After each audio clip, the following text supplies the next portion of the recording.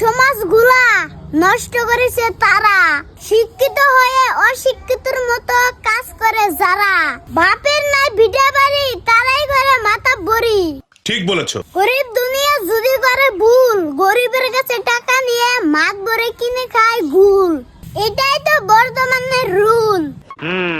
টাকা নাই যার, দুনিয়াতে বিচার নাই তার, টাকা থাকলে এই পৃথিবীটা কেনা যায়, টাকা না থাকলে এই পৃথিবীটা চেনা যায়। সঠিক বলেছেন। হায়রা মহাত্মা গান্ধী, তোমার টাকার সবাই বান্দা বান্দি, টাকার জন্য দিনরাত কান্দি, মাথার পুড়ে যায় চান্দি, নিঃস্বার্থে করে কাম, মাথায় ঠিকা পায়ে পড়ে গাম, টাকা ছাড়া দুনিয়াতে নাই কারো দাম।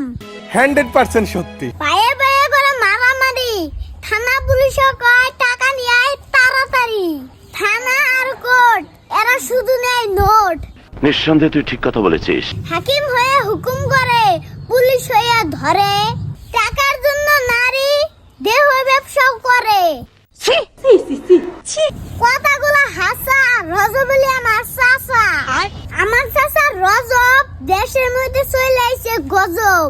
বলেন কি? রাস্তার মধ্যে বাস, গরিবের মেয়ের পেট হলে সেটা করে দেয় ফাঁস, রাস্তার পারে পাইকে, ধনী মানুষের মেয়ের পেট হইলে থয় ঢাইকে। ধনিয়ার মাত বড় মিল, সাধারণ পাবলিকে কিছু কইলে পিঠের মধ্যে পড়ে কিল। বর্তমানে সমাজটা হয়ে গেছে ঢিল, কেউ কারোর সাথে নাই মিল, যার টাকা আছে পকেটে তারে নিয়ে মানুষ ঘুরবার যায় রকেটে। সমাজে বহুত গরিব মানুষ আছে, তিন বেলা না খেয়ে এক বেলা খেয়ে বাঁচে, কারো কষ্টে কাটে রাত, কারো দুঃখে কাটে বেলা, গরিবের টাকা মাইরা খেলে দুনিয়ার উপর হয়ে যায় তার খেলা। যারা খায় সুদ তাদের সন্তান হয় ভূত, যারা খায় টাকা মাইরে তাদের সন্তান হয় যাইরে, যারা খায় ঘুষ তাদের শরীরে থাকে নানা রকমের দোষ, বিভিন্ন ধরনের দরের রোগে তারাই ভাই ভোগে। কিছু কিছু মানুষ আছে ভুলভাল বকে, গরিব মানুষে মাটিও কিনতে পারে না চোখে, কারণ ভাই দুনিয়াটা চলছে ঠকে। যার ভাই টাকা পয়সা অল্প সে কেমনে করবো মাটি কেনার গল্প, যার আছে তার আরো লাগে, গরিব মানুষের মাটি মেলে না ভাগে।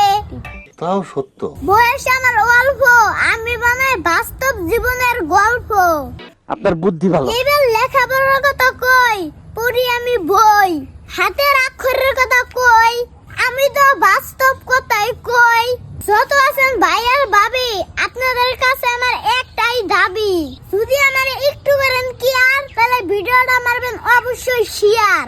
যেদিন আমার কথা বুঝবেন ওই দিন আমারে খুঁজবেন, আমার এই কাহিনী হই না অনেকেই হয়েছে খুশি, আবার ভাই অনেকের কাছে দোষী, কেউ কেউ মারবেন না আমার নাকের মধ্যে ঘুষি, আমি কিন্তু নির্দোষী।